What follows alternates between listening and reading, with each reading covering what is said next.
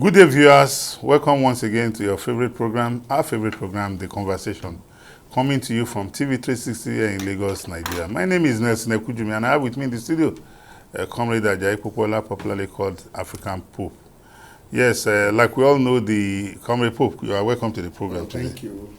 Yes, like we all know, the program is an interactive program that deals with issues both locally and internationally. And there's no host on this program for the information of all of us. Every participant here is a guest that voices his or her opinion on the topic for discussion. And the top of the bill today is the Yaya Bello versus EFCC tango. Just some days back, Yaya Bello was he apprehended or he surrendered himself? But be that as it may, Yaya Bello is now in the custody of the EFCC, courtesy of a court order. Yaya Bello was arraigned before a federal high court in Abuja, and he applied for bail through his counsel, Joseph Daudu, and the court remanded him in the custody of the EFCC for the next 2 weeks. And for me, as much as I want to commend the EFCC for remaining steadfast in ensuring that Yaya Bello faces the law, for me, the question I ask, why all the drama? All this why? All this why? See, the guy is, like I said, we said on this platform. On this platform, yeah. That he is a disappointment, to his generation. Being the youngest of the governors in Nigeria, it was expected of him to lead by example, to show the energy, the youthful energy, and to work hard for the upliftment of Kogi State. But unfortunately, the reverse is the case. He was there, playing God, and of course, in fact, he ended up being the worst governor so far. If you, given the experience of the Kogite, especially the civil servant, the local government workers, and the civil servants in the states, some of them have been sent to untimely death. Some of them are in serious health conditions today, courtesy Yaya Bello's misgovernance and maladministration in the state. Then, of course, come to think of it, after all of this, the NEFCC, we said the other time, Yeah. if you are invited and truly your answer are clean, what is it? Go and answer. And so, okay, state your own side of the story. Yeah. Then instead, it started all dramas, all attempts to evade justice, evade arrest, to evade justice. Going to courts, then hiring different groups to stage rallies, press conferences, campaign of calumny against the EFCC and the chairman. In fact, trying to destroy the institution of EFCC. Yes, and to cap it all, in gang up, initiated the recent. I'm very sure. I'm not. I don't have proof, but I'm very sure. You suspect? Yes, seriously. I'm also of that strong suspicion that it was the voice of Esau, but the hand of Jacob. Yes. That is recent case against the legality of EFCC, itself, as an institution. Just simply because you don't want to answer, you don't want to be held accountable for your actions and while in office. Because it's a public office. It's a public office. You must be ready to answer give account of stewardship. Yeah, of course. At any time. At any time you can be called upon, even in debt. Yes, if it's possible. If it is possible. Yes, of course, the document and the fact will be laid bare, and people will form their own opinion but about facts it. Are sacred. And the facts, are sacred. So, I would say congratulations to EFCC for at last being able to get Yaya Bello to take his plea. Yeah. To take his plea. And in fact, That's our justice system anyway. It's a bailable offense. But having punished the court, having wasted the judicial time of the court, no, even the court itself. Okay. Yes, because the court sat severally, and the court even had to make an order that he must appear physically. So yes. Having wasted so much time of the court, then having caused it tried to cause international embarrassment for Nigeria. Because, and for me, the good thing about this case is that a lot of times when you see videos of people arrested and who EFCC were able to secure their conviction in court, the normal joke is that why are they running after these ones? Why can't they go and catch Yaya Bello? As if EFCC is the one hiding the man from the law. So I think this has gone to shut up the mouth of those who have turned the fight against corruption to them. Yaya Bello made it look as if it was a laughing, it was a joke. But the EFCC chairman insisted that, look, if this is what will cost me my job, yes, I would rather resign than allow this man not to come and answer for how he ran his office in 8 years. And for me, it's a good development for our fight against corruption, knowing fully well that, the initial charge against Yaya Bello was about 80 billion. No, but now it has increased to 110 billion naira.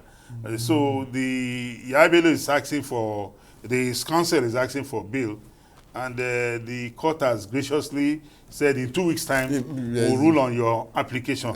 But most importantly is that all the drama, all the embarrassment it caused us as Nigerians, all the rigmarole. I was like, is Yaya Bello the first governor to leave office and be arraigned by EFCC? Yeah, EFCC, certainly no. No. And it won't be the last. It won't be the last. If anybody also toes his line, you also have to face the music. But I'm sure, I don't think there will be anyone again that will want to toe this line of infamy that Yaya Bello, before coming fully to rationality that this is the right thing to do.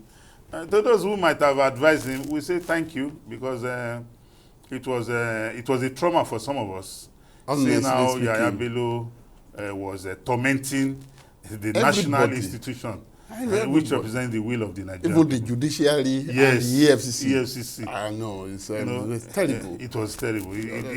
The conduct of former Governor Yaya Bello with regards to answering for his account of his stewardship is condemnable in all ramifications. Like you have rightly said, somebody who has held public office in trust is not expected to behave in this manner. Because public office is in trust for the people. Yes. And at any point in time, the people can ask you to come and give account. So you cannot run a public office the way you run your private home. It's two different ball games entirely. And if you have thrown up yourself to aspire for public office, the decorum, the decency, the integrity, the values embedded in that office is representative of the will of the people. So we say big kudos to EFCC. We look forward to Yaya Bello's day in court. But we want to play with the judiciary, the court now, to expedite action beyond the bail matter, to even expedite action on the trial proper, so that if he's found guilty, he should be sent to jail, as quickly as possible. But at the end of the day, if he's not guilty, let him be set free. But we'll employ the court. We'll wait and see how it pans out. Well, ladies and gentlemen, this is where we want to call it a wrap on this first stanza of the program, The Conversation, coming to you from TV360 here in Lagos, Nigeria. We'll go on a short break and we'll be right back. Please continue to watch The Conversation coming to you from TV360. We'll be right back.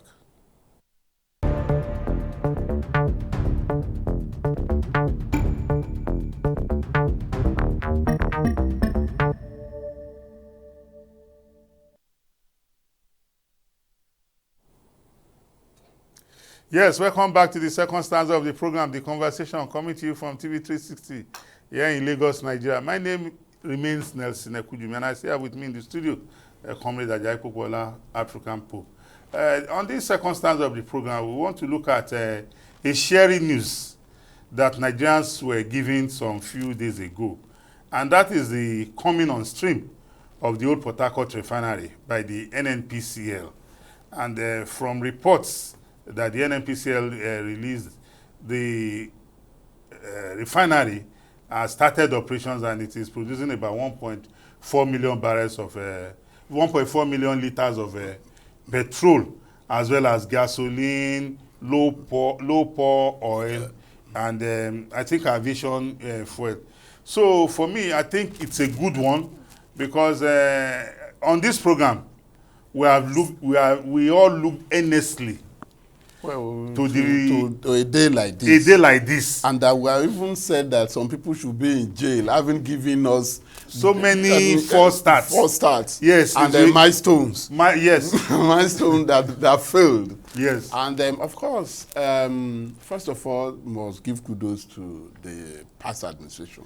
Absolutely. Of President Muhammadu Buhari. Yeah. You know, when the issue of removal of subsidy or non-subsidy was hot, yeah. I think in the wisdom of that administration was to revamp our own refineries so that there will be local production, refining of the petroleum products. So, and a whole lot of money was approved and given to them. So, by and large, we say finally we are there. And of course, it was a very good news that, because it is embarrassing to us as a nation, as one of the we're once the sixth largest producer of crude oil in the world. Yeah. And the only OPEC country that imports refined petroleum products. It was an embarrassment. So it's a serious embarrassment. And with this, and with Dangote, I sincerely, as well as other modular refineries. And other modular refineries, I sincerely hope that in few months we'll be self-sufficient in the local production of PMS and other petroleum. So it's a very good news. I say congratulations to NNPCL, and I also appreciate the tenacity and the courage of the leadership of NNPCL, who understand the fact that all eyes are on them, and that they have no option other than to deliver on this note. So we congratulate President Bola Tinubu too, that this is happening today in the life of his own administration. In the life of his own administration. And of course, don't forget that if this present administration has failed to give the necessary support and push, yeah. we won't be here. Yes, we won't be here today. Yes, it will be like business as usual. Yeah. So you can remember for how long Nigeria have been investing on all the refineries. Turnaround maintenance. Turnaround maintenance, and nothing has ever turned. Yes. So we say kudos to Nigeria, congratulations to Nigerian people. But then, NNPC should not rest on their oars. This is the time to start the work. Ensure that the entire Port Harcourt, the other refineries, the Port Harcourt New and Warri and Kaduna also come on stream. As quickly as possible. I think, Pope, for me, the good news also is that despite the campaign of calumny and blackmail against Malam Mele Kyari, the GCO, remain focused. It was, it was like some people just sat down somewhere. I said, "We'll make life difficult for this man on this seat." And to be honest to you, NNPCL has undergone a lot of restructuring under his leadership. This was an organization that became a public limited company in 2022. Yes.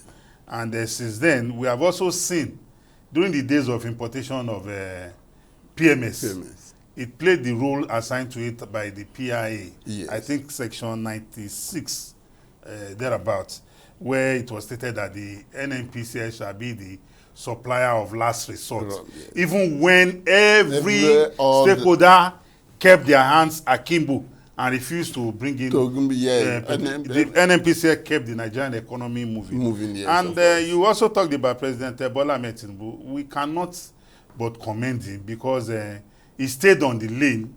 He stayed focused. Yeah. He saw through the reforms initiated by President Muhammadu Buhari. And that is why today Nigerians are celebrating. And Malam Mele Kyari also told us that as at now, NNPCL has stopped importation of PMS into the country.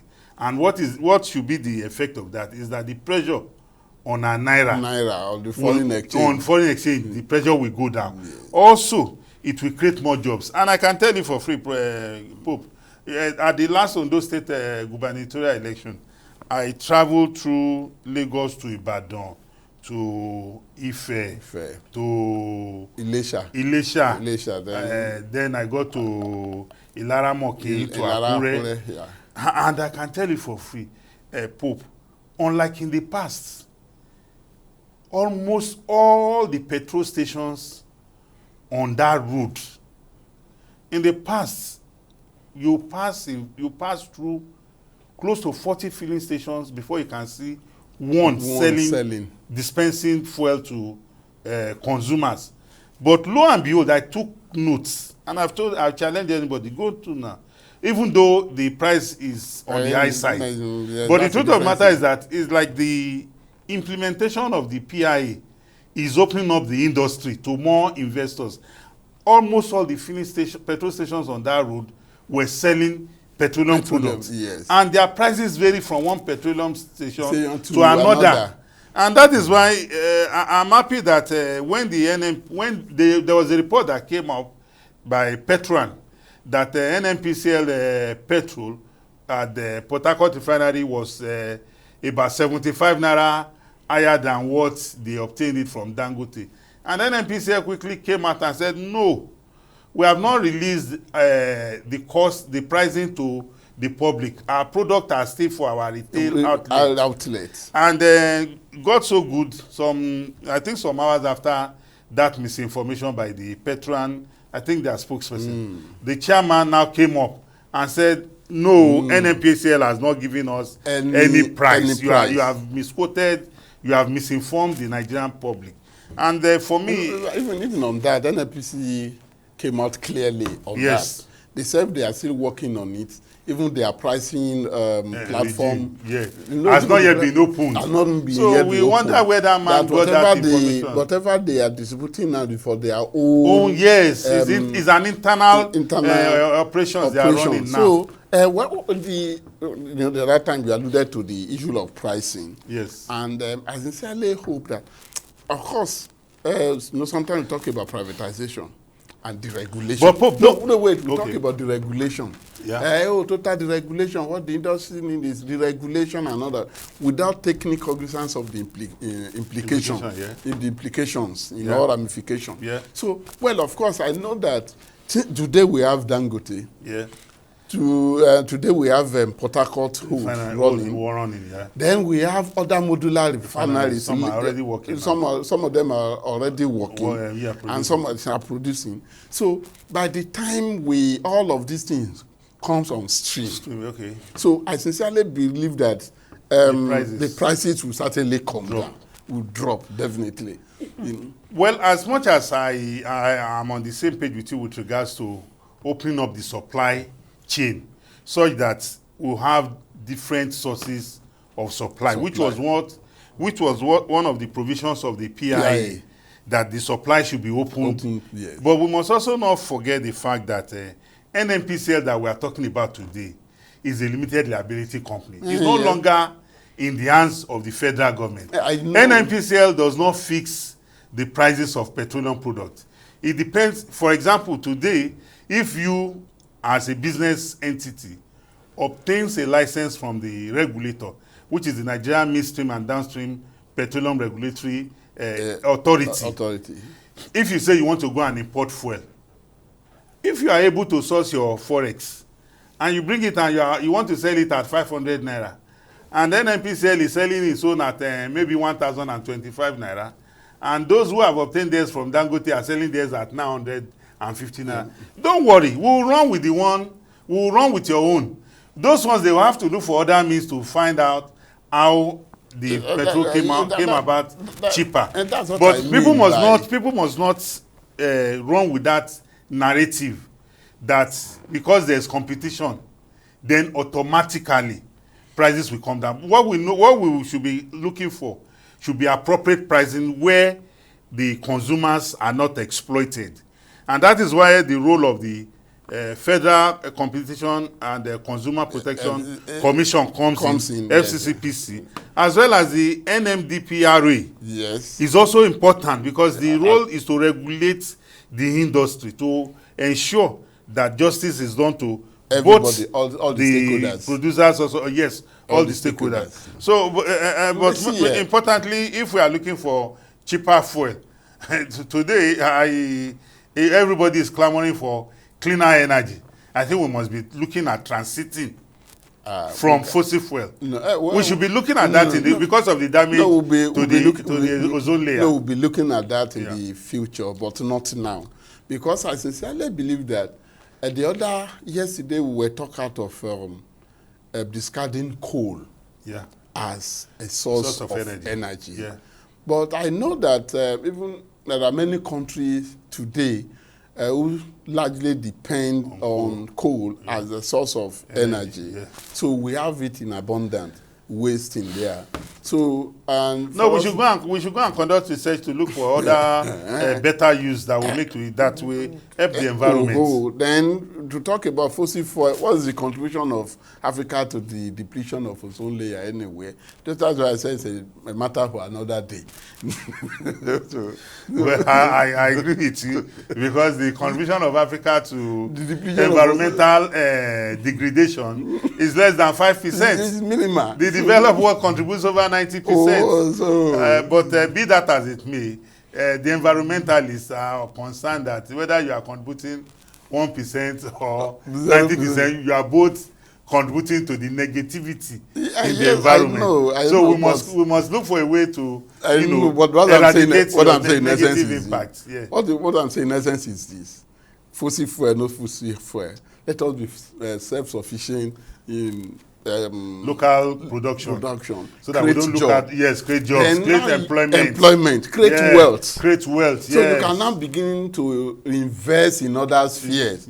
Of course, today we are talking of CNG and other so people are looking even in homes now. People are using solar energy, people are using inverter, people are running away and again the issue about cleaner source of energy is that the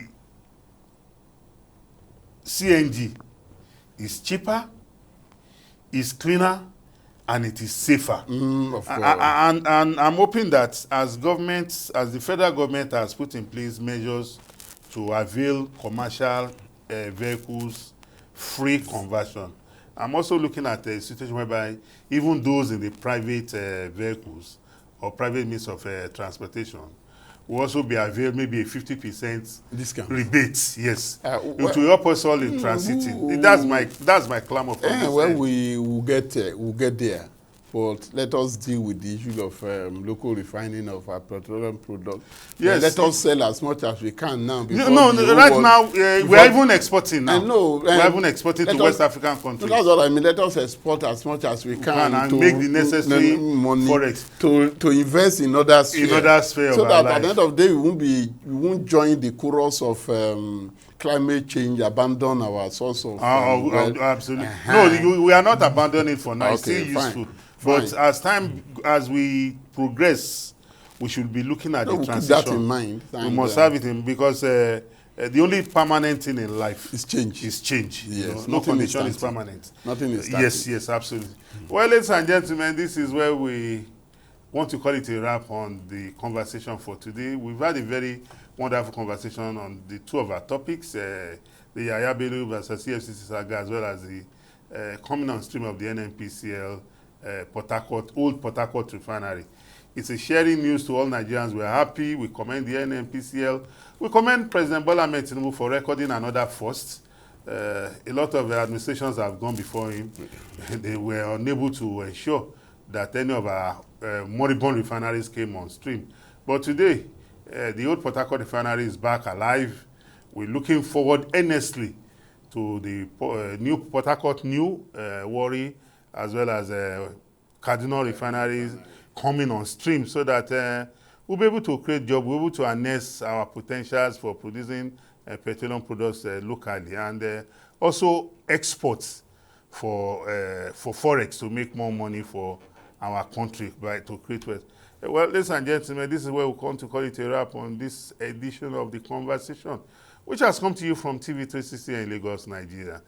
Comrade Pope, thank you for coming. Thank you. Thank you for having me once again. Yeah. We will not hesitate to turn up again. Thank you very much. Thank you. Us. Till we come your way again next time, always watch The Conversation from TV360 here in Lagos, Nigeria. Bye-bye and have a great day.